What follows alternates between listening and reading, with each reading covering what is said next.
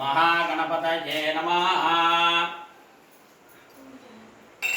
अक्षदां गृहीत्वा முதல்ல எடுத்தோன்னே கோயில் கிட்ட வந்தோம். அடுத்தது கோபூஜையில் பசுமாட்டு பூஜையில் 33 தேவர்கள் குடியிருக்காங்களாம். படைத்தல், காத்தல், அடித்தல். படைத்தல் பார்த்தீங்கன்னா பிரம்மா, காத்தல் பார்த்தீங்கன்னா மகாவிஷ்ணு, அடித்தல் பார்த்தீங்கன்னா சிவன். எல்லாமே பசுமாட்டு மேலே இருக்காங்க. அதனால் பசுமாட்டு அடிக்கக்கூடாது, பிராமண வாயில் திட்டு வாங்கக்கூடாதுன்னு சொல்லியிருக்காங்க பெரியவங்களாம். அதனால் 30 பார்த்துக்கா. பின்னாடி பார்த்தீங்கன்னா மகாலட்சுமி, 2 கால் பார்த்தீங்கன்னா நந்திகேஸ்வர பெருமான், 2 கொம்பு பார்த்தீங்கன்னா பார்வதி, 2 கொம்பு பார்த்தீங்கன்னா பார்வதி பரமேஸ்வரன், 2 கண்களை பார்த்தீங்கன்னா சூரியன், சந்திரன். ஒவ்வொரு பகுதியும் ஒவ்வொரு சுவாமி இருக்காங்க பசுமாட்டு மேலே.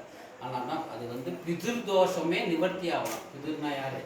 முன்னோர்கள், இறந்தவங்க தோஷமே நிவர்த்தி ஆகலாம் பசுமாட்டு மேலே. அடுத்தது நம்ம வாசக்காலில் தான் நம்ம குலதெய்வம் குடியிருக்கலாம். என்ன குலதெய்வம்? காமாட்சி அம்மன். வாழ்க்கையில் நிம்மதியை கொடுக்கறது, சந்தோஷத்தை கொடுக்கறது, சண்டை சச்சரவுலாம் இல்லாமல்